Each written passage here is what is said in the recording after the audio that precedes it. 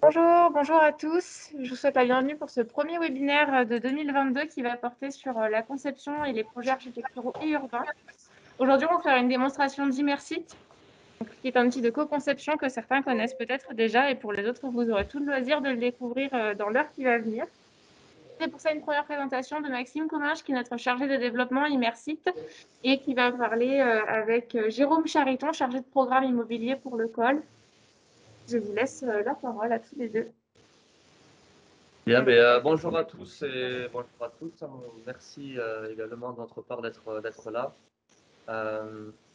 Donc en première partie, l'idée c'est de présenter rapidement nos deux structures pour avoir le contexte. Donc ça va tenir en 5-10 minutes. Et ensuite, on va passer sur une phase de démonstration de l'outil Immersite pour vous montrer en fait les grandes fonctionnalités de l'outil. Et ensuite, Jérôme reprendra la main pour expliquer en quoi, comment cet outil a été utilisé sur une opération dans le cadre d'une opération de construction en habitat participatif sur la commune de Ombre. Et à la fin, on va essayer de se réserver environ 20 minutes d'échange, questions-réponses. Donc, Novatec INEF4, c'est un centre privé de recherche appliquée qui a été créé en 2004.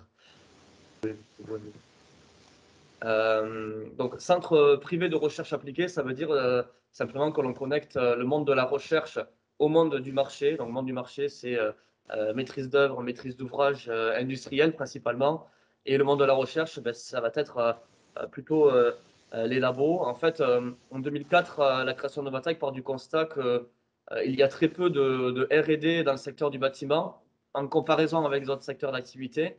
Et que du coup, c'est peu d'innovation, on va dire, sur ce secteur-là.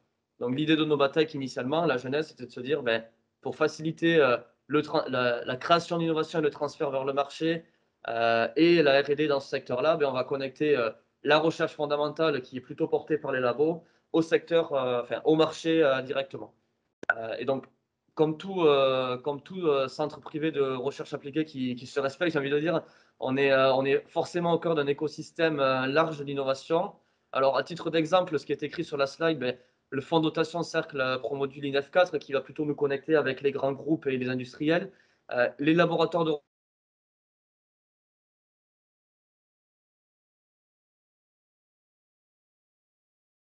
forcément les startups qui apportent énormément d'innovation et de 109 sur le marché et toutes les pôles et clusters qui permettent aussi de diffuser de l'innovation dans les réseaux. Donc tout ceci, en fait, cet écosystème-là est important, je pense, à souligner parce qu'en fait, concrètement, faire de l'innovation, on l'imagine, on le fait en tout cas, que par des projets collaboratifs. Autrement dit, on essaie d'éviter dans nos projets de développement de partir d'une idée, développer et à la fin du développement, donc cet fameux effet tunnel, on a un produit qui est peut-être très beau et très fonctionnel, mais qui au final ne répond à aucun besoin. Donc on essaie justement d'éviter cela en étant intégré dans plusieurs écosystèmes d'innovation, en étant constamment à l'écoute du marché pour en faire ressortir des besoins et alimenter nos sujets de développement. Et on est constamment dans cette interaction entre le marché et les développements que l'on peut faire afin de s'assurer que ce que l'on fait réponde à un ou plusieurs besoins exprimés par les acteurs. On verra juste après qu'Immersite je pense, un très bon exemple de cette façon de fonctionner. En quelques chiffres, on est 65 salariés répartis sur 2 sites, Anglette qui est le siège social et Bordeaux dans lequel on a une agence. On a un statut juridique de SCIC, donc Société coopérative d'intérêt collectif, avec 1 million d'euros de capital.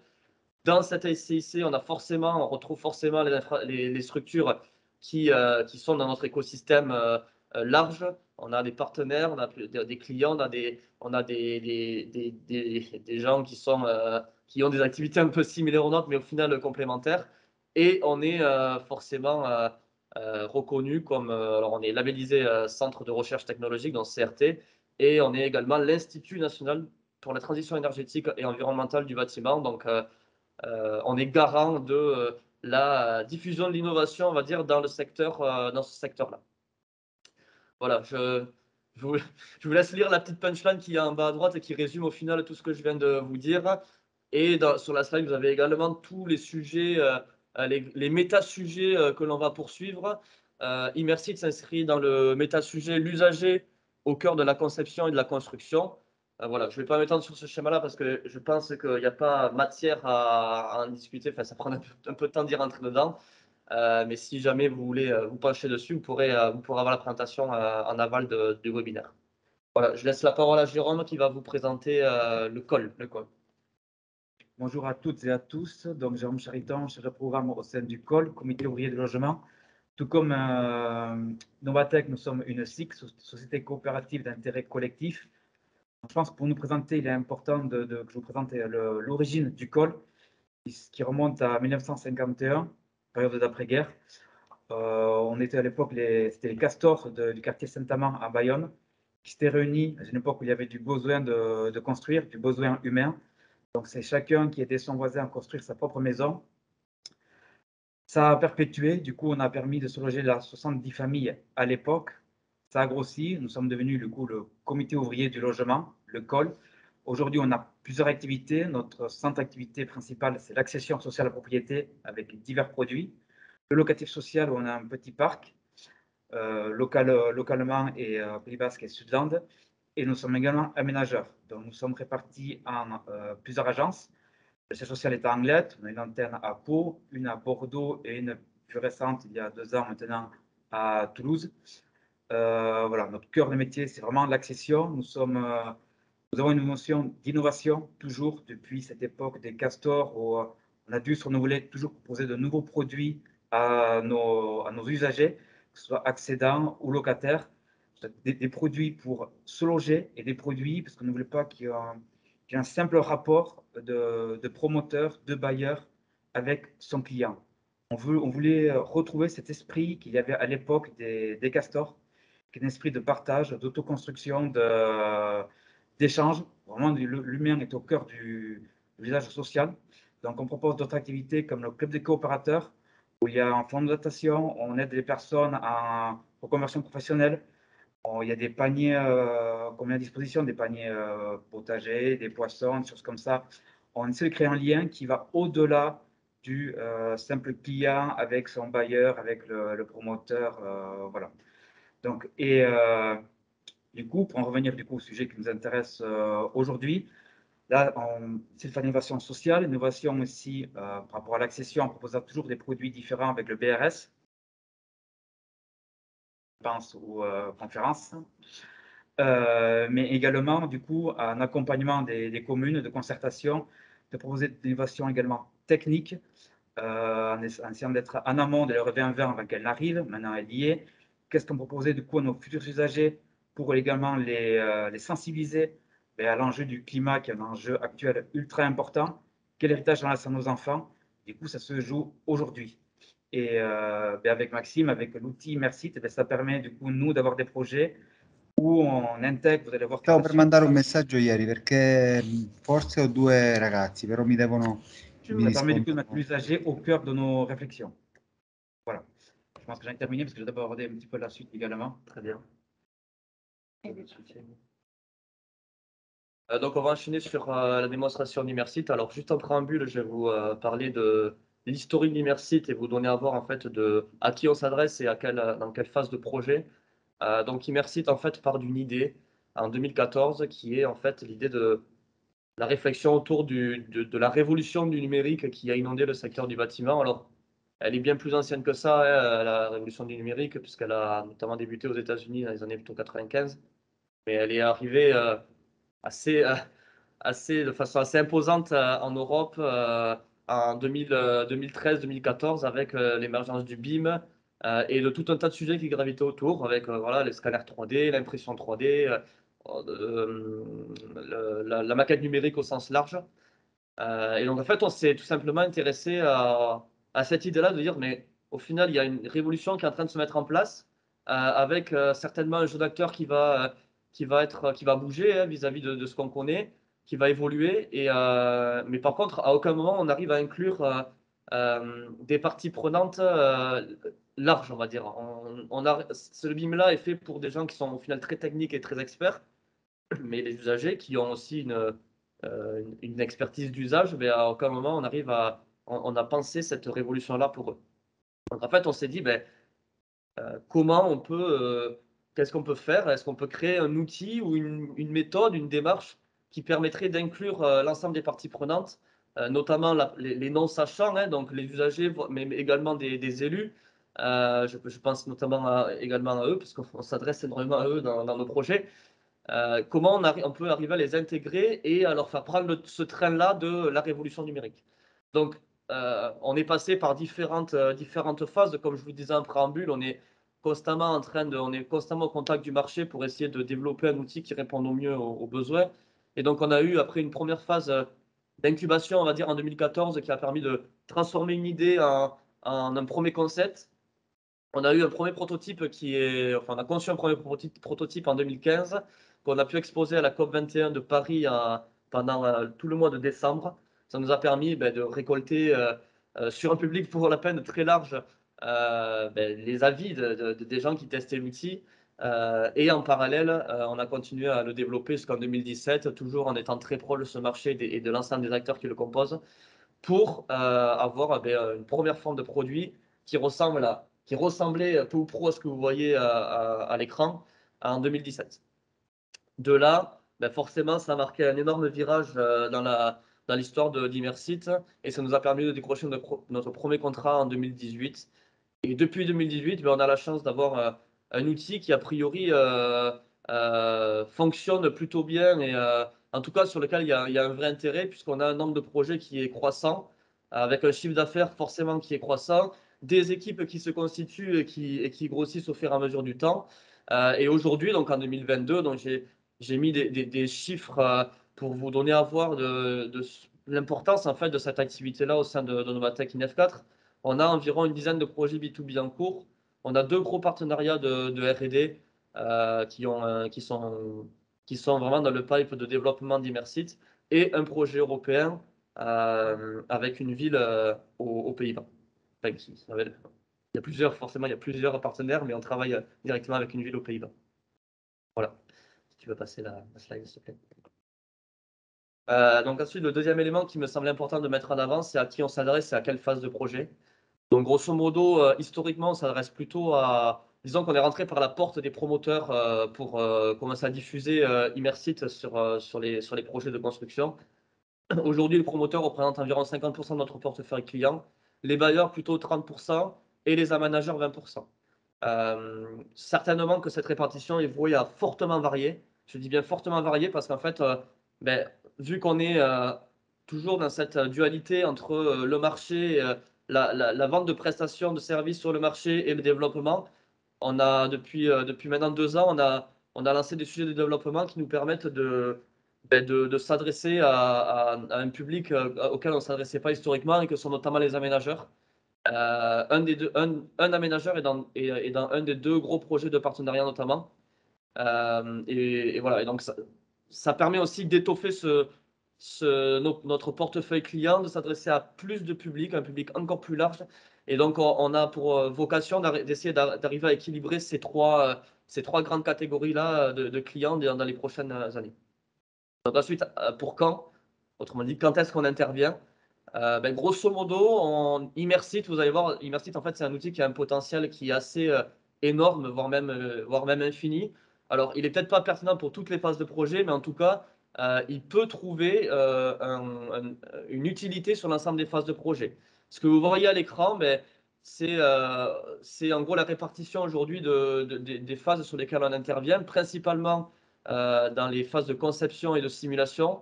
Dans un second temps, dans les phases d'esquisse, donc la phase qui est juste en amont. Également dans les phases d'aide à la vente et en fin de programmation. Voilà, il y a 2 phases sur lesquelles on n'a pas eu d'utilisation d'Immersit pour le moment. Alors, on a été sollicité, on a répondu à des projets, puis je pense que vous connaissez tous le lot de... on est dans des équipes et on fait des concours et des fois on les gagne, des fois on les gagne pas. C'est la vie des projets, hein, j'ai envie de dire. Mais on a déjà été sondé sur ça et on devait notamment utiliser Immersit sur une opération et sur la phase de planification et de construction. Et sur la phase d'exploitation maintenance, disons qu'on n'a pas, pour l'instant, on n'a pas été trop challengé sur ça, mais il y a certainement des sujets qui pourraient émerger dans les mois ou années à venir. Vas-y, tu peux. Donc, je vous propose qu'on passe directement à la démonstration. Alors, j'ai juste à... Est-ce qu'on est bon là? On est bon, Maxime. Allez, super. Alors, Immersite, grosso modo, il y a 3 grandes parties d'Immersite. La première, ça va être la partie horizontale que vous allez trouver ici, sur laquelle on va diffuser un plan 2D, de projet. La deuxième, c'est l'écran que vous allez voir ici. Donc, il y a un écran de télévision, mais qui peut être n'importe quel type d'écran, sur lequel on va diffuser des modèles numériques 3D. Et enfin, la troisième partie, ben, c'est ces marqueurs-là que vous voyez, à l'écran, enfin, que vous voyez à travers de la caméra. C'est des marqueurs, en fait. Alors, je précise, c'est des marqueurs que l'on imprime nous-mêmes, donc que l'on dessine nous-mêmes et que l'on imprime nous-mêmes. Et ça revêt d'une certaine importance, puisque vous allez voir juste après comment on amène les sujets et la logique des illustrations dans les projets. Et en fait, ces éléments-là vont nous permettre d'interagir avec le modèle 3D. Donc, les 3 grandes parties, plan horizontal, modèle numérique 3D et objet 3D. Il y a également 3 grandes fonctions. La première fonction, c'est le déplacement libre. Donc, vous avez ici un petit bonhomme sur lequel il y a un œil qui est modélisé. Et donc, en fait, avec le déplacement de ce marqueur-là, de cet objet-là, je vais pouvoir me déplacer en temps réel dans le modèle 3D. Donc, si j'avance ou si je recule, ben, je vais avoir le même mouvement en temps réel. Si je applique une rotation sur la droite, ça me fait la même chose dans le modèle 3D, etc., etc. Donc, cet objet-là permet de se déplacer sur un plan 2D, d'accord? Donc, sur un plan horizontal. On a un autre objet qui est ici, si tu peux le filmer, qui va nous permettre de se déplacer sur l'axe des Z, donc sur la hauteur. Donc, par rotation, je vais pouvoir soit avoir des vues aériennes, soit avoir des vues au sol. Et typiquement, on peut avoir des vues piétonnes. Et enfin, un troisième marqueur peut nous permettre, pareil par rotation, de regarder vers le ciel ou regarder vers le sol. Donc, en résumé, la première fonction, c'est le déplacement libre. C'est-à-dire qu'on imagine une boîte virtuelle dans laquelle on va pouvoir se mouvoir totalement librement à l'aide de ces 3 marqueurs. La deuxième grande fonction, c'est le changement d'échelle. Alors, ici, vous avez 2 marqueurs. Donc, c'est des marqueurs que l'on fait de forme carrée, avec écrit projet et ZAC. Et en fait, le fait de mettre un des 2 marqueurs sur la table va nous permettre de changer d'échelle. Donc, si je me mets à l'échelle de la ZAC, par exemple, je vais avoir mon plan 2D qui va du coup être retaillé à l'échelle de la ZAC. Et dans mon modèle 3D, je vais pouvoir me mouvoir dans l'entièreté de la ZAC. Maintenant, si on veut zoomer sur le projet, ben, j'ai juste à switcher, en fait, à changer, à enlever ce marqueur-là et à mettre l'autre. Et là, en fait, je vais pouvoir zoomer sur le projet. Donc, pareil, mon plan 2D va se re-échelonner en diffusant uniquement le plan de l'opération. Et je vais pouvoir me mouvoir dans un espace plus restreint, donc avec plus de précision quant à mon mouvement. Cette fonction-là, en d'autres termes, ça veut dire que simplement, on est capable de couvrir tout type de projet. On est capable de se mouvoir dans des villes, des territoires, jusqu'à l'intérieur des appartements. Je prends exprès ces deux exemples-là, puisque on les traite en fait dans nos projets. On va intégrer une ville, notamment la ville d'Anglet dans son entièreté dans Immersite, et on a travaillé sur d'autres opérations avec des visites d'intérieur d'appartements. Donc, il n'y a pas de limitation quant à l'échelle grâce à cette fonction-là. Ça, c'est la deuxième fonction. Et la troisième fonction, c'est une logique de couche de calque. Donc, jusqu'à maintenant, ces 2 premières fonctions, elles sont standards. C'est-à-dire que dans tous les projets, on va les retrouver, changement d'échelle et déplacement libre. La logique de calque, en fait, elle permet d'illustrer des éléments spécifiques au projet. Donc, c'est la variante, on va dire, projet par projet. Alors, comment on fait? Ben, simplement, en amont du projet, ce qu'on va faire, on va faire 2 choses. On va d'abord voir quelle est la matière 3D qui est existante pour pouvoir l'intégrer dans Immersite, pour voir, en fait, ben, grosso modo, quels sont les éléments dont on dispose. Donc, ça me permet aussi de préciser que les maquettes 3D, ben, soit on les remodélise nous-mêmes si on part de plan 2D, ce qui peut encore arriver malgré tout. Soit dans la majeure partie, on récupère les modèles 3D qui soient BIM ou non d'ailleurs, et on les intègre dans Immersite. Donc on ne dénature pas le projet architectural, on part directement du travail de l'équipe de conception. Voilà. Et le deuxième élément que l'on va faire, c'est qu'on va écrire un cahier des charges. Dans ce cahier des charges, en fait, on va se poser des questions de qu'est-ce qu'on veut montrer, à qui on s'adresse et sous quel format. Est-ce que c'est un atelier, est-ce que c'est du temps long, de temps de mise à disposition qui est moyen ou long terme. Et donc ensuite, ça va driver les éléments, on va dire les éléments d'illustration que vous voyez là, qui sont en fait les points spécifiques projet par projet que l'on va vouloir illustrer. Donc à titre d'exemple, Et Jérôme pourra en parler juste après vous présentera le projet plus en détail et ça vous permettra aussi de rapprocher les wagons. Donc, à titre d'exemple, on a ici une maison que l'on va pouvoir découper niveau par niveau. L'idée, c'était de montrer l'agencement intérieur de chaque bâtiment. Donc, en fait, en enlevant chaque niveau, je vais pouvoir voir si à l'intérieur, j'ai des T2, des T3, des T2 bis, des T3 bis, des T5, etc., etc. Également les salles communes, puisque c'est un projet d'habitat participatif, donc un projet un peu spécifique dans sa conception, on va dire. Et si j'enlève tous les objets, je tombe sur la parcelle telle qu'existante. Alors, modulo le trou, le décaissé qui n'existe pas évidemment, et qui nous permettait d'illustrer autre chose dans le projet. Également, il y a des choses toutes simples, par exemple l'illustration de l'emplacement des stationnements. Donc simplement en le positionnant sur la table, je vais pouvoir visualiser l'emplacement, la quantité et la qualité de chaque stationnement. Donc est-ce que c'est du privé? Est-ce que c'est du stationnement pour visiteurs? Est-ce que c'est du 2 roues, du 4 roues, du moto, etc., etc. Donc là, on montre en fait des éléments qui sont vraiment liés à l'usage du projet. Mais on est également en capacité de montrer des éléments qui sont plus techniques. Autrement dit, prendre des résultats de logiciels de calcul experts qui donnent des résultats qui sont plutôt à destination de gens qui sont experts justement. Et en fait, l'idée, c'est de prendre ces résultats de calcul, de les intégrer dans Immersit pour les rendre compréhensibles de tous et facilement appréhendables. Donc, à titre d'exemple, je vais me rapprocher ici de l'intérieur de mon projet. À titre d'exemple, on a ici un nuage, un marqueur avec un nuage et de la pluie. L'idée, c'était d'expliquer en fait le comportement de l'eau à l'échelle de la parcelle, puisque la consigne était de traiter les eaux pluviales à l'échelle de chaque parcelle pour réguler le débit de fuite. Et en fait, ce qu'on a fait, c'est qu'on a intégré des résultats de simulation qui permettent en fait de montrer le comportement de l'eau à l'échelle de la parcelle. Donc, par rotation du marqueur, je vais pouvoir plus ou moins intensifier le niveau de pluviométrie. Donc, on part de pluie modérée, pluie forte jusqu'à pluie décennale. Et en fait, ça nous permet d'illustrer le comportement des noues paysagères face justement à cette densité de pluviométrie. L'autre élément qu'on a voulu montrer, c'est le cheminement de l'eau. Donc, c'est pour ça qu'on a coloré les toitures avec les descentes d'eau de pluie, apparents et enterrés. Bon, voilà. L'idée, en fait, c'est de mieux comprendre, grosso modo, comment l'eau de pluie va se comporter à l'échelle du projet, à l'échelle de la parcelle. De simplifier en fait la compréhension. Un dernier exemple que je peux vous montrer, c'est le comportement des ombres portées. Donc vous avez ici en haut une échelle horaire avec un soleil que je vais pouvoir, sur le slider, que je vais pouvoir bouger. Ça me permet de visualiser l'impact des ombres portées en fait en fonction des heures.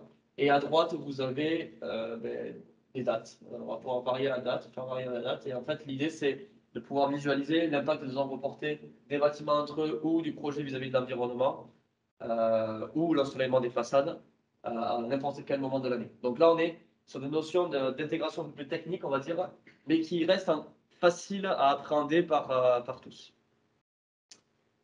Voilà, je ne vais pas tout vous montrer, je vais volontairement pas tout vous montrer parce qu'il y a énormément de choses dans ce projet. L'idée qu'il faut retenir, c'est que on intègre des modèles 3D existants. On est capable d'illustrer des concepts très simples liés à l'usage, mais plus complexes liés à des résultats de calcul de simulation, etc.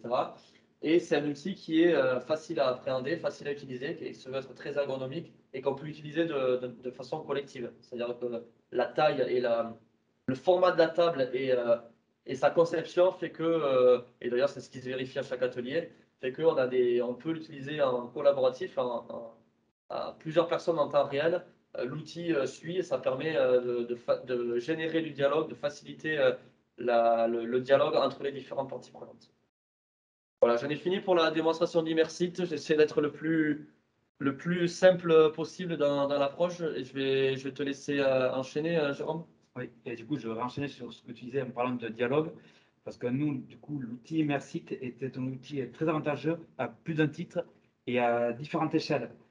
Du coup, j'ai développé en partant de l'interne, du programme en lui-même et en développant du programme, avec son environnement proche et son environnement un peu plus éloigné.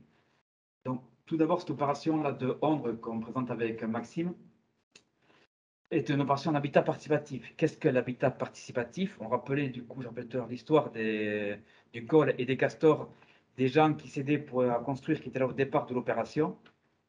Là, c'est exactement ça. On n'est pas dans une promotion classique. Du coup, là, c'est les personnes, que ce soit accédants ou locataires, c'est une première, cette opération-là, qui nous accompagnent depuis le départ de l'opération et ils co-construisent avec nous l'opération en fonction des contraintes de son environnement, des règles de la ZAC, des règles d'urbanisme. Donc, ces personnes-là sont avec nous depuis le départ. Ces personnes-là ne sont pas sachantes. Donc, on a avec eux abordé des ateliers où on abordait des aspects écologiques, des aspects de mobilité, des aspects de constructibilité, tous les aspects de l'acte de construire. Et l'outil Immersit nous a permis de mettre ça en image, de mettre du coup un visuel sur des mots pour essayer de leur faire aborder, du coup, leur faire comprendre du coup des limites par rapport au voisinage, du coup, des hauteurs. Qu'est-ce que ça implique la gestion des eaux pluviales? Qu'est-ce que ça implique des orientations? Tout le monde ne sait pas forcément lire des plans. Donc, la première utilité d'Immersit là, c'est pour mettre un dialogue plus facile et une facilité de compréhension évidente, du coup, avec un public qui est néophyte. Donc là, très facilement, un peu à l'instar d'un jeu vidéo, on peut se promener, on peut faire moi-même, on peut se promener du coup sur la parcelle. Ce que faisaient beaucoup les usagers, c'est qu'ils se mettaient à niveau. D'accord, là c'est une échelle du coup, voir de hauteur où est-ce qu'on se situe. Ils se mettaient à niveau. Comment est-ce que je me promène sur la parcelle? Je passe la passerelle.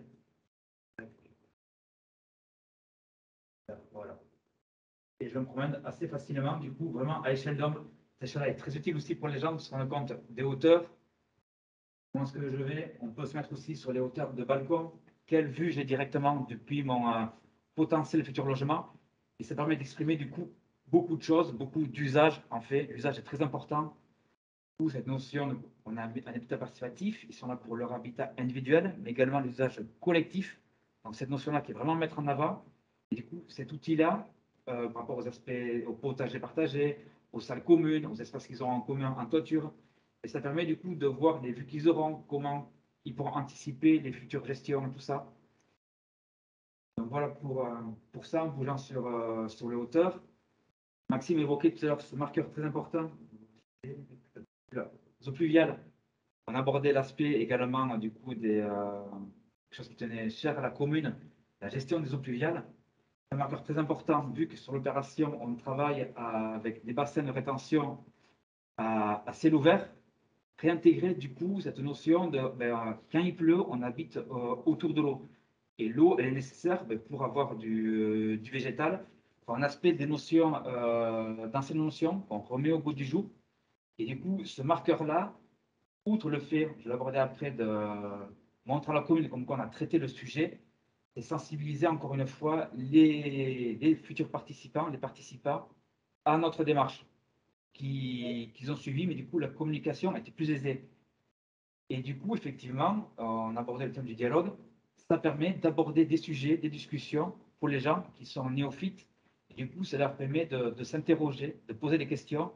Et avec Maxime et l'équipe de maîtrise d'œuvre, de pouvoir y répondre beaucoup plus facilement. Les sujets, on les aborde en fait beaucoup plus tôt. Ça crée du dialogue qu'on n'imaginait pas, qu'on ne pensait pas au départ. Ça, c'est purement avec les gens. Un autre aspect aussi, je vais sur cette échelle-là vraiment du coup de l'opération avec les participants, qui n'est pas une échelle technique, qui est une échelle sociale, humaine.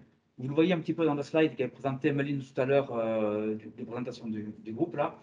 On voit tous les gens, comme on est ici, en train de manipuler. Il y a du coup le fait que ce soit les usagers eux-mêmes qui manipulent ça, qui s'insèrent eux-mêmes, c'est très important. Ils s'impliquent en fait d'une autre manière dans l'opération. Ils s'impliquent d'une autre manière, ça ouvre le dialogue, ça ouvre des sujets. Et ça, pour une passion participative, c'est ultra important, en fait. Ça permet d'anticiper beaucoup de choses, beaucoup de discussions passées, futures et à venir. encore une fois, sur les usages, sur les comportements et tout ça. L'autre échelle, je le citais précédemment, on est dans une ZAC. On travaille avec un aménageur sous la volonté d'une commune qui avait vraiment une volonté d'un écoquartier là-dedans, donc avec des règles, des consignes. Cet aménageur avec la commune, il y avait également des ateliers avec des consignes à respecter, des règles à respecter, une programmation à respecter. Et du coup, on devait aborder des choses avec eux, répondre à des besoins également. L'outil a permis, notamment, ils voulaient savoir connaître est-ce que les autres bâtiments, par rapport aux ombres portées, n'impactaient pas nos usagers. Les connexions par rapport, on l'évoquait tout à l'heure, aux eaux pluviales. Les connexions par rapport aux voiries. Est-ce qu'il y avait une traversée piétonne demandée qui traverse l'opération? Par rapport à l'épannelage des bâtiments. Tout ça, l'outil Immersit a plus qu'un plan 2D, il a permis de le mettre en 3D et en le bougeant. Et même l'aménageur, l'équipe conseil, s'est aperçu de choses par rapport au programme voisin. Du coup, c'est vraiment une maquette 3D et ça permet une meilleure compréhension. Ce qu'a montré Maxime tout à l'heure, ici, avec il faut que je mette notre échelle en fait. C'est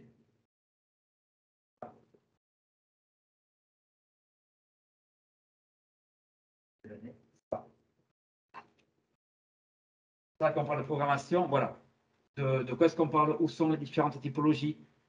L'accession, le locatif, l'individuel, le collectif, toutes ces notions vraiment très urbanistiques de programmation intéressent les élus. Là, on sait y répondre avec aussi hop, tac, ici, le sous-sol, comment est-ce qu'on traite les stationnements, où est-ce qu'ils sont. Tac. Voilà. On permet là complètement, je suis un peu, je bataille un peu. Du coup, ça permet vraiment de répondre à tous les besoins de manière très concrète, concise, et c'est compréhensible de tous. Alors, on est dans la démonstration, la communication, mais encore une fois, comme pour les participants, ça permet d'avoir d'autres sujets. L'autre échelle encore, je déborde, et ça fait partie de la ZAC et de la commune, c'est avec les riverains. C'est un outil dont on se sert, on l'a utilisé aussi avec notre opérateur privé sur notre opération. L'opération, on n'est pas tout seul sur notre parcelle, ça s'inscrit dans un projet de la commune, dans un aménagement de ZAC, dans un autre environnement, avec des voisins, avec un environnement végétal. Comment est-ce qu'on s'inscrit dans ça? Voilà, notre opération à nous, hop, je la montre juste avec le doigt ici. Donc là, on rentre ici, elle est juste ici, on voit qu'il y a un bosquet ici, mais il y a plein de voisins tout autour là. Comment on traite le sujet avec eux? Cet outil-là permet du coup aussi de décanter des discussions. Les promoteurs connaissent bien ça et bailleurs y compris de tout ce qui est recours, ainsi de suite. Et pour le coup, l'Immersit, c'est un merveilleux outil de communication parce que là, clairement, on peut voir du coup vraiment une échelle urbaine, l'opération, les distances par rapport aux limites de propriété, les hauteurs des bâtiments, comment ça impacte. Ah, finalement, ça impacte pas tant que ça. Ah, finalement, le végétal est préservé. On s'éloigne de la forêt. Donc, voilà. Du coup, ces différentes échelles de communication facilitent le dialogue, ouvrent du dialogue aussi et permet nous d'avancer sur l'opération et permet de développer encore une fois, je viens sur l'usage, les futurs usages de l'opération. Et encore une fois, il y a d'autres applications que j'aborde pas. J'avais du temps ou j'ai débordé? Il reste 6 minutes. Il me reste 6 minutes? Bon, je pense que j'ai à peu près tout. Si jamais des réflexions me reviennent sur les usages, on l'a pas mal développé en fait. Je pense que ce qui est important de dire également, c'est que donc là, on est donc sur une construction d'une ZAC qui est forcément découpée par îlot. On a travaillé sur un îlot. Et d'ailleurs, c'est ce qu'on voit sur le modèle 3D, c'est-à-dire qu'il y a des modèles 3D avec des façades, on va dire, qui sont intégrées. En fait, le Immersit s'inscrit dans la temporalité du projet, c'est-à-dire qu'il y a des îlots sur lesquels il y a déjà eu un travail de conception avec des modèles 3D qui ont été intégrés, c'est les modèles 3D détaillés que vous voyez. Et tout à gauche de l'image, vous avez aussi des modèles en fait, avec justement des cubes bleus qui sont positionnés. Ça, c'est 3 îlots sur lesquels on est actuellement en train de travailler. Ça veut dire qu'Immersit s'inscrit aussi dans la continuité des projets. Et en fait, on fait évoluer notre maquette 3D au gré de l'évolution des projets. Là, ça, c'est la phase 1 de l'opération, enfin, c'est la phase 1 vis-à-vis du calendrier Immersit. en année, on a passé déjà 3 ateliers et on va faire le 4e atelier mardi prochain, le 15 février. Et donc, en fait, au fur et à mesure, on incrémente de la donnée 3D pour faire évoluer cette maquette. Et dans l'atelier numéro 4, les cubes bleus que vous voyez ici au sud de la parcelle, juste en face à l'image, en fait, ceux-là, ils vont être remplacés, enfin, ils sont déjà remplacés, parce qu'on est en train de travailler dessus, par les modèles 3D des projets. Voilà. Donc, ça permet aussi de s'inscrire dans la continuité et d'évoluer avec le projet. Juste par rapport à l'avantage, du coup, pour une commune, ce qu'on disait, du coup, à Madame le maire et, du coup, aux élus, c'était que l'on fait là, dans le cadre d'ateliers pour des dépôts de permis de construire, pour une ZAC, et qu'il y ait une cohérence aussi entre toutes les opérations. Pour la commune, c'est un outil aussi qui sert pour la postérité, en fait. Ça reste comme des archives numériques qui peuvent utiliser, réutiliser, là, à l'échelle du coup de la ZAC, mais à une échelle urbaine du coup ultérieure. Ça leur permet encore une fois d'ouvrir un dialogue, d'autres réflexions pour plus tard, quoi. Effectivement, une des consignes qui nous a été passée pour l'atelier 4, c'était en fait, donc, la mairie, grosso modo, la ville de Ondres et l'aménageur comprennent très bien le fonctionnement de chaque îlot individuellement, mais ils ont beaucoup plus de mal à comprendre le fonctionnement de l'ensemble des îlots, comment chacun d'entre eux interagit et comment ils sont connectés.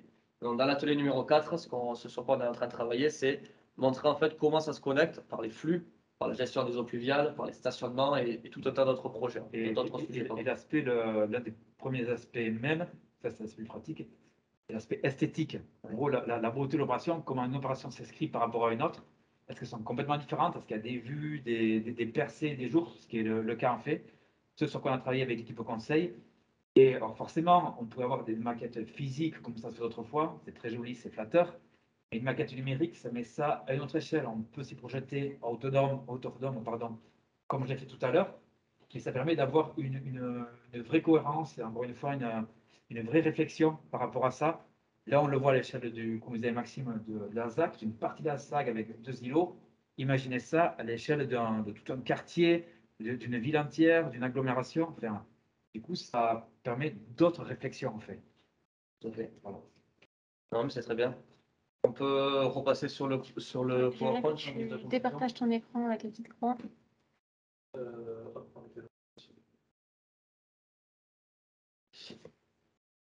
C'est bon, on est retourné sur le PowerPoint.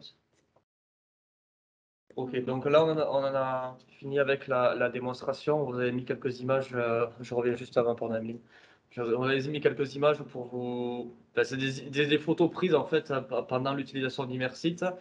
Et ça met vraiment en avant, je pense, l'utilisation collective et simultanée. Et aussi, je pense que ces images mettent aussi en avant un point important qui est l'ergonomie de l'outil et le fait que cet outil peut être utilisé par vraiment n'importe quel public, de n'importe quel âge.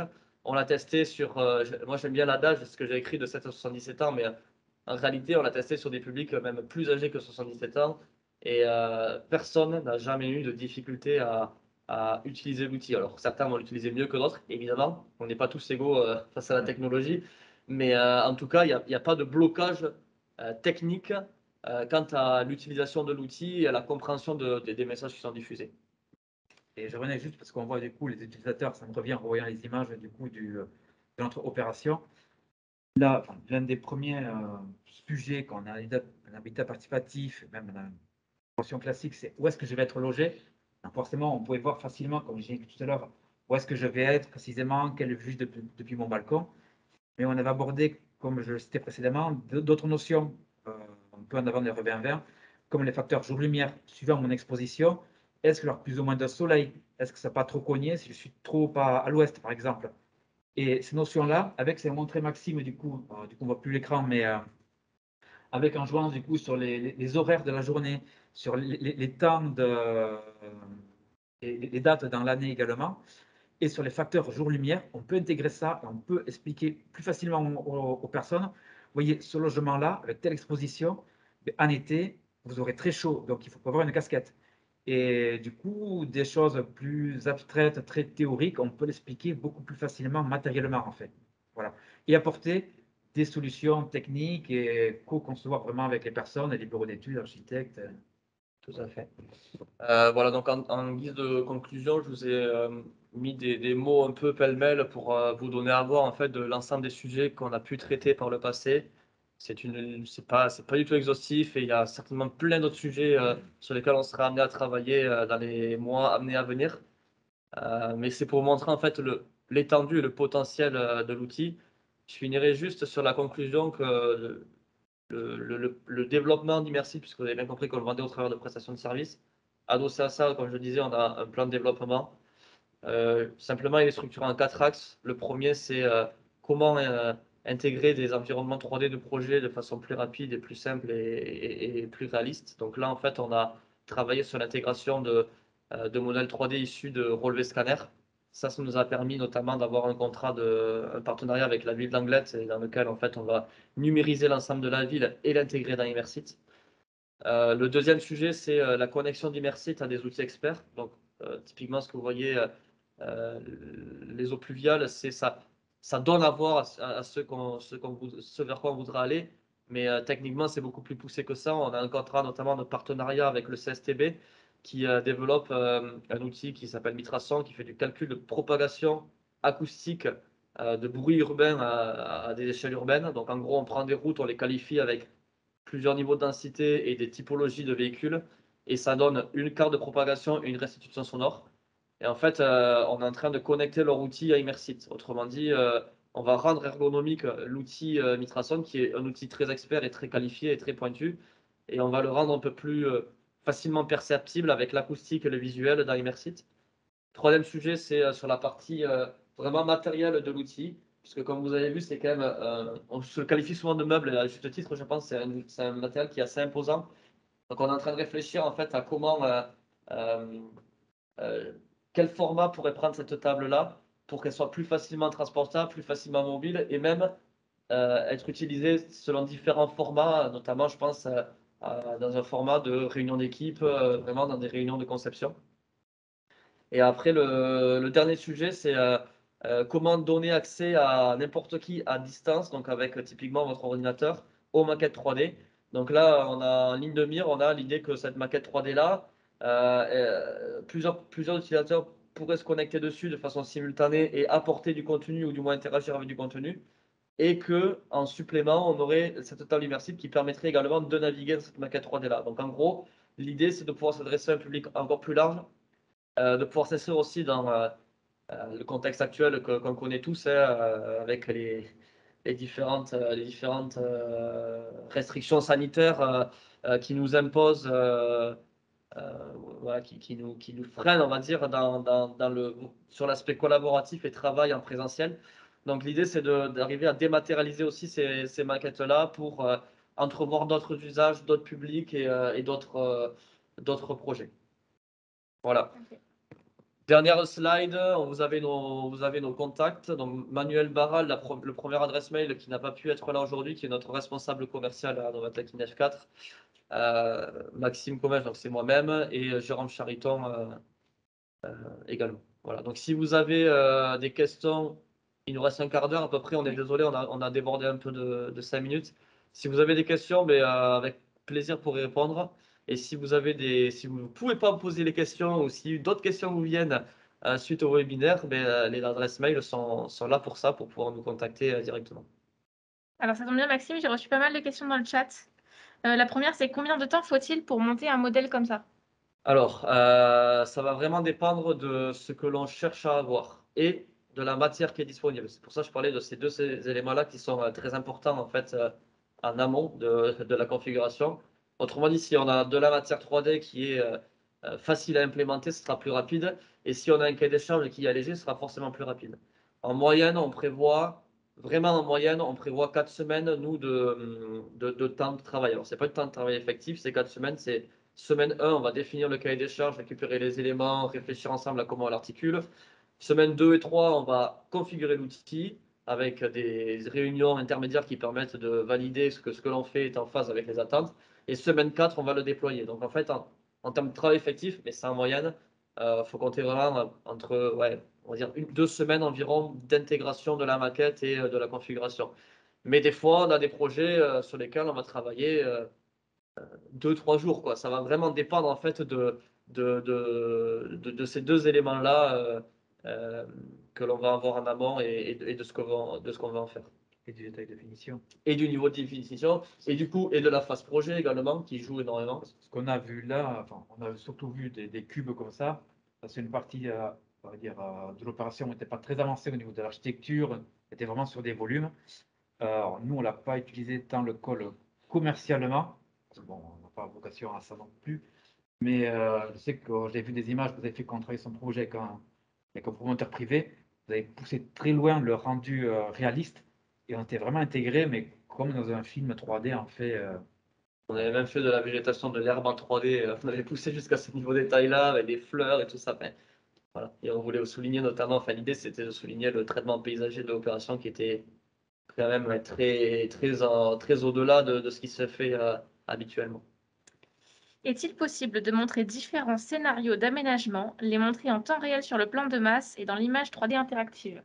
Alors oui, on peut montrer différents scénarios. On l'a déjà fait d'ailleurs sur des opérations. Alors, je sais pas la personne qui a posé la question, je ne sais pas si la notion de temps réel, je ne sais pas qu'est-ce qui est induit derrière.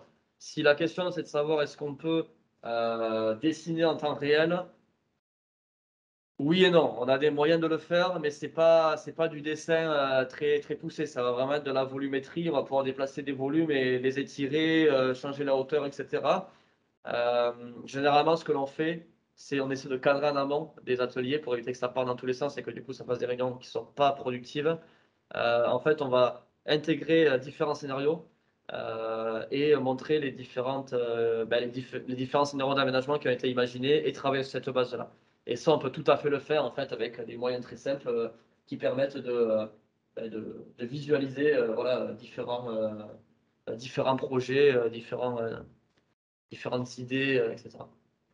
Est-ce qu'il est possible de rentrer en immersion dans les bâtiments ou du moins dans certains bâtiments du programme?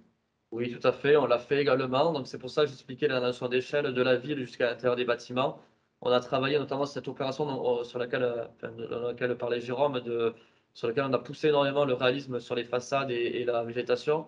On a également meublé un appartement et on faisait des visites virtuelles à l'intérieur de cet appartement-là. Donc là, le promoteur, en l'occurrence, l'utilisait pour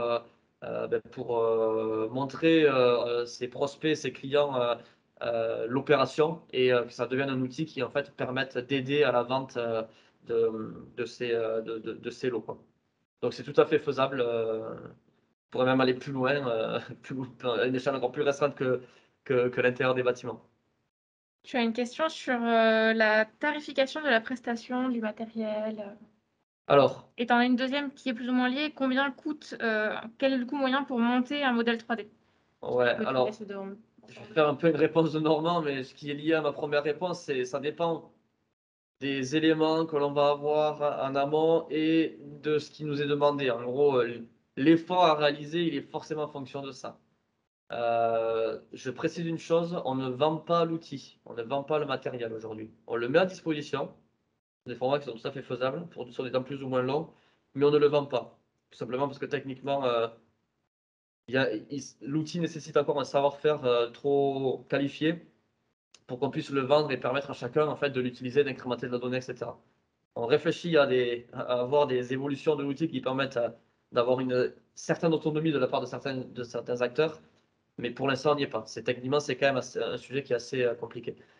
Du coup, on vend des prestations de services et ces prestations de services, elles sont en moyenne, on va dire, sur des coûts de 20 000 euros, 15-20 000 euros, ça tourne toujours autour de ces prix-là. Et encore une fois, ça dépend vraiment de la consigne qui nous est passée en amont. On a pu faire des contrats qui étaient plus sur des 5 000 euros, on va dire. Et on a également eu des contrats où on était sur du 50-60 000 euros, quoi. Je ne parle même pas des contrats de partenariat qui sont sur des temps longs, typiquement sur des temps de 3 ans, où là, on est sur des montants qui sont bien plus conséquents, quoi. Donc, voilà, en moyenne, si vous voulez avoir une ordre d'idée, on est aux alentours de ces 20 000 euros-là. Je pense que c'est la bonne valeur à retenir. Êtes-vous en mesure de montrer en 3D des résultats d'études de mobilité, plan de voirie, intensité des flux, etc.? Oui, alors on l'a fait. Ben, je vais vous montrer du coup en direct. Est-ce que tu peux repartager ton écran peut-être pour montrer Ouais, je peux faire ça.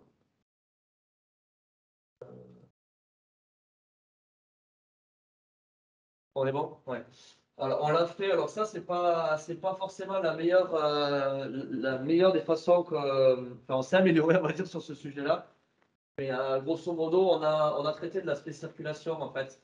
Notamment circulation, donc il y avait voie douce et circulation véhicule. ils ont l'écran en partagé. Voilà. Donc en fait, la notion de flux, pour l'instant, on la gère de façon assez simplifiée, avec des pointillés qui vont se bouger ou des flèches qui vont bouger. L'idée, c'est d'exprimer en fait des sens de circulation de cette façon-là. Mais on a réfléchi il y a quelques années, enfin quelques années, c'était peut-être un an de ça, on avait commencé à élaborer des choses plus poussées, on va dire, avec des déplacements de véhicules, pour vraiment parler de flux. Déplacement piéton, c'est toujours très compliqué, on va dire. Mais voilà, donc en fait, et dans le partenariat qu'on a avec le CSTB, notamment quand je parlais de montrer des simulations de bruit de trafic, ça veut dire qu'on va générer également le trafic. Donc en fait, on est en train de finaliser un premier prototype avec eux et dans lequel en fait on va voir des véhicules, des bus, des trains, des trams qui vont se mouvoir dans le modèle 3D et qui vont générer du son que l'on va pouvoir entendre en direct. Donc cette notion de flux-là, en fait, là, vous l'avez de façon très simplifiée. Très bientôt, on va l'avoir de façon plus poussée avec des véhicules, enfin vraiment des modèles 3D qui vont bouger. Sur la partie flux piéton, pour l'instant, on n'a pas trop creusé ce sujet-là, tout simplement parce qu'on n'a pas eu de besoin sur ce sujet-là. Mais voilà, mais en tout cas, moi je pense c'est un sujet d'importance. Il y a des outils métiers qui existent et qui sont très puissants. Et encore une fois, l'idée, c'est pas de réinventer la roue ou que Immersive devienne un outil de simulation, mais plutôt de se connecter, en fait, de tirer le meilleur des outils existants pour les rendre accessibles dans cet outil-là. Donc, un des axes d'amélioration pourrait être de se connecter avec un outil existant sur le marché qui fait ce type de calcul et qui, en fait, dont les résultats pourraient être intégrés et dont également l'algorithme de calcul pourrait être interrogé par Immersit avec voilà, cette notion d'aller-retour, de protocole qui permet de générer des allers-retours entre les deux outils. L'interaction à distance dont tu parlais, est-ce que c'est déjà opérationnel ou est-ce que c'est encore en cours de développement? C'est encore en cours de développement. C'est un sujet qui est très amont. Alors, parmi les 4 sujets, c'est celui sur lequel on est sur lequel on est le plus en amont. Je pense que d'ici dans le cours de l'année 2022, on va sortir toute une série de prototypes. Alors forcément, les premiers ne seront pas ultra évolués, mais donneront à voir en fait dans le potentiel de ce que l'on imagine. Et au fur et à mesure de l'année 2022, on devrait avoir des prototypes qui devraient être de plus en plus étoffés. Donc je ne sais pas qui a posé cette question, mais euh, je l'invite du coup, si elle est intéressée par ces sujets-là, à reprendre contact, à ce qu'on reprenne contact et on pourra lui montrer, si ça l'intéresse évidemment, l'évolution de nos prototypes au gré de l'année 2022, puisque on est en recherche de bêta-testeurs. Je ne sais pas si on peut vraiment les qualifier comme ça, mais on est constamment en recherche en fait, de personnes qui vont être susceptibles de l'utiliser d'une quelconque manière en fait et qui vont pouvoir avoir un regard critique sur ce que l'on fait. Donc, avec grand plaisir de prolonger les échanges sur ce sujet. On a Pierre Jourdain du CD2E qui rappelle qu'il y a une table dans les Hauts-de-France pour tester. Est-ce que tu peux nous dire où est-ce qu'il y a des tables en France où on peut tester? Ouais, ben déjà, bonjour Pierrick, merci d'être là. Effectivement, on a une table au CD2E, donc dans les Hauts-de-France. On a également une table à Bordeaux. On a une table à Toulouse dans les locaux de Socotrap. Donc à Bordeaux, c'est dans nos locaux. On a plusieurs tables qui gravitent au sein du Pays Basque. Et on a une table qui va partir à Grenoble dans le courant de l'année 2022. On a plus maintenant une table à Paris et à Rennes. Ça me permet juste d'introduire ça. En fait, on a une logique de déploiement par le projet. L'idée, c'est pas de prendre une table et de la positionner pour avoir un pin de plus sur la carte, quoi. L'idée, c'est vraiment d'aller là où il y a un besoin, là où il y a un intérêt. d'avoir un projet, d'amener la table, qu'elle soit utilisée sur place et que ça devienne du coup un des centres un peu névralgiques d'Immersite et qui nous permet, nous, derrière, d'essayer d'accrocher différents acteurs dans ce centre géographique-là en utilisant les projets qui sont menés.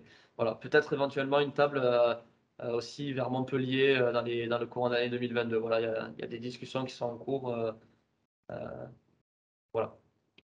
Il y a une question à laquelle je me permets de répondre. Oui. Et pardon, je finis juste. Et une table à Dordrecht également, aux Pays-Bas, avec qui on travaille sur notamment le sujet de l'inondation, des inondations dans les centres-villes historiques. Donc, du coup, pour répondre à une question qui m'a été posée, oui, le webinaire est enregistré et oui, vous aurez accès au replay. Je l'envoie dans la journée. Et du coup, je me permets de terminer sur un petit compliment de Jacques Perrochat, parce que ça fait plaisir et que je pense que ça conclut bien. C'est très intéressant en termes de participation citoyenne et de concertation. Merci beaucoup. Merci Jacques. Au plaisir aussi d'échanger avec vous par la suite. Voilà. Je pense que ça conclut bien ce webinaire. Donc, je peux te laisser. On conclut? Oui. Ok. Déjà, je tenais à vous remercier à tous les deux, Emeline, pour l'organisation et Jérôme pour ta participation et ton témoignage qui, je pense, est très précieux et reflète bien. C'est bien qu'on ne soit pas les seuls à en parler, quoi. On vend la prestation de service, on ne peut pas être jugé parti. Donc, merci d'avoir été là et merci d'avoir témoigné. Je pense que ça a pu apporter un regard différent quant à l'usage et ça a été très, très enrichissant pour tout le monde. Merci également à vous d'être venu, d'avoir joué le jeu et de votre intérêt. Et puis, quant à la suite, voilà, vous avez nos adresses mail, on a peut-être les vôtres, peut-être en partie, peut-être pas pour tout le monde, mais en tout cas, si jamais vous voulez qu'on poursuive les discussions, on est évidemment tout à fait ouvert à échanger, que ce soit sur des sujets commerciaux ou même sur des sujets tout simplement de réflexion autour de la maquette numérique à différentes échelles. Ah, attends, j'ai une dernière question qui vient Allons-y. d'arriver. Je pense que c'est plus une réflexion qu'une question. Dans le cadre du programme Construire au futur, habiter le futur, il existe de nombreux travaux sur les modélisations 3D et les jumeaux numériques de solutions de paysage. Des synergies pourraient être trouvées. Oui, alors j'avoue, je ne connais pas ce programme-là, donc je ne vais pas m'étendre sur le sujet, mais en tout cas, je suis preneur de toute information, effectivement. D'autant plus s'il y a une pertinence, quoi. Enfin, si on peut répondre à un ou plusieurs besoins, évidemment, ça sera avec grand plaisir. Merci à tous pour votre participation. Je vous envoie le replay dans la journée où vous avez les adresses mail des intervenants pour poursuivre les échanges. Et puis, on vous dit à bientôt sur nos prochains webinaires. Au revoir.